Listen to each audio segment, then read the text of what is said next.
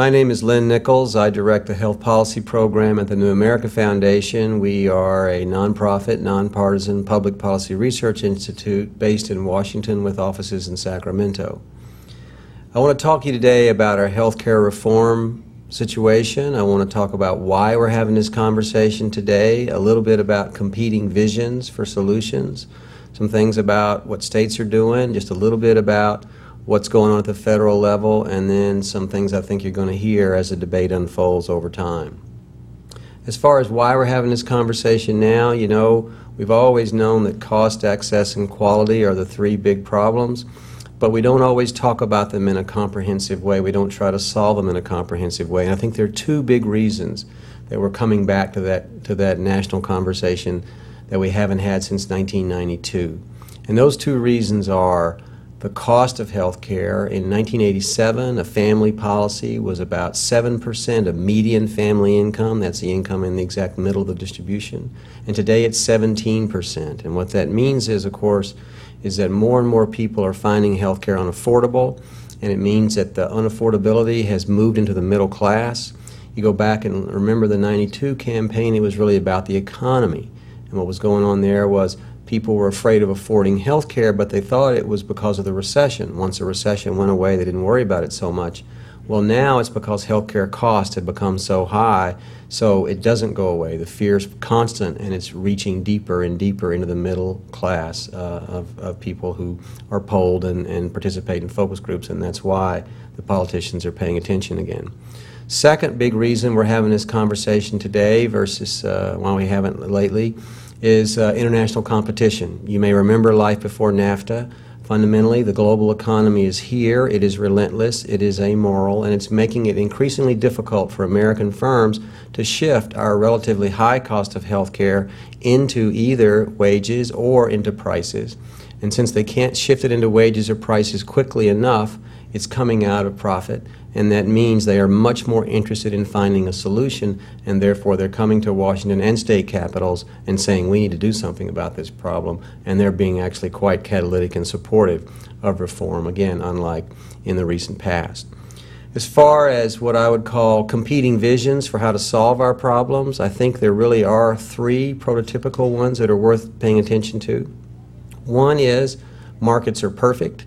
The notion would be if you just deregulate insurance markets and have no rules at all and have much more cost sharing on individuals, so individuals are making all the decisions with their own money, that the delivery system will become more efficient and people will get the coverage that they want.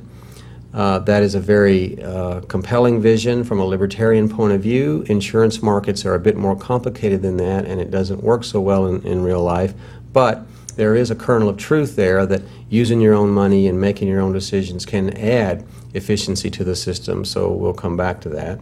The polar opposite vision is one that markets are hopeless and markets are cruel, and that would be the vision that we should have government take over and end all market behavior and basically just turn all clinicians into employees and basically use price controls to control healthcare cost growth. That's a vision that's favored by many who think markets can never be made to work in healthcare.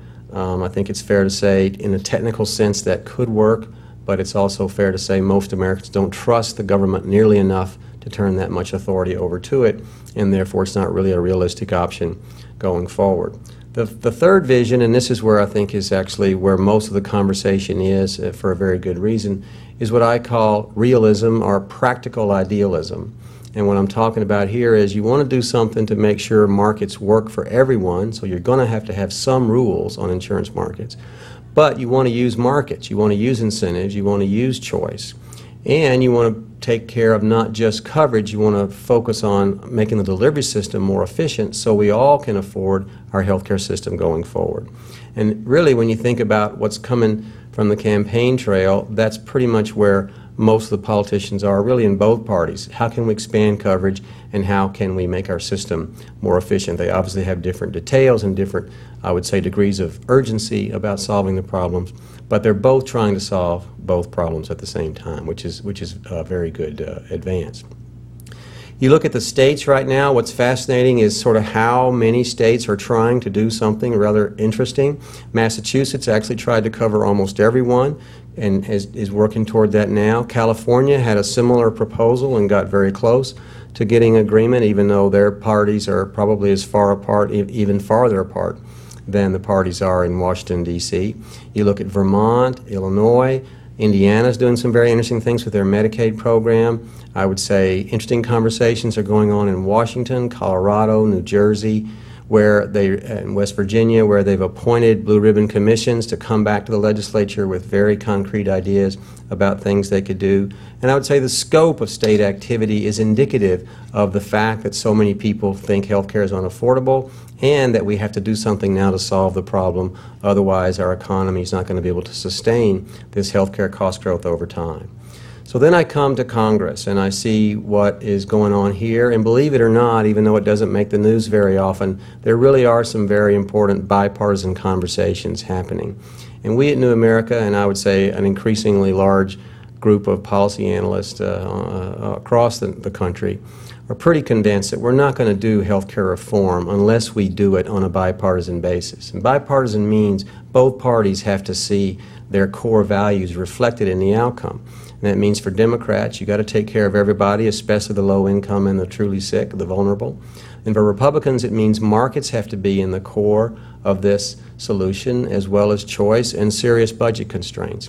And when you look at Massachusetts, California, what the presidential candidates are proposing, what I would say the best news in Washington today is the bill sponsored by Ron Wyden from Oregon and Bob Bennett from Utah, the Healthy Americans Act. It now has 16 co-sponsors, 8 Republican, 8 Democrat. We cannot find another case in American history where you had a bipartisan co-sponsored bill that covered all Americans and started getting serious about bending that cost curve and making our system more efficient. So what does it do? It makes new markets. It guarantees individuals will have affordable health care. It has a mandate to require you to buy so insurers can feel comfortable that the risk pool they'll be covering will be the full population and not just the sick. And it has some incentives like medical home and FDA reform to make the system more efficient. But aside from the details, what really matters is the bipartisan coming together to agree we can solve this problem as a nation, and we should solve this problem as a nation. Until we get to that conversation in 2009 and 2010, I think the state activity out there is very important and catalytic, as well as some communities. You know, in San Francisco, they've tried to figure out how to make sure everyone has access to care, and I understand in a lot of communities around the country, people are starting to bring together leaders like you are in Bloomington today, where you're saying, okay, look, here's the employer sector, here's the provider sector, here's the faith community, here are the consumers, here are the people who are our community. How can we make our health system work better for us? The answers you come up with will feed back into that larger conversation. We don't expect communities to solve all these problems all by themselves, but together, communities, states, and the federal government can make our healthcare system work for all of us. Thank you very much.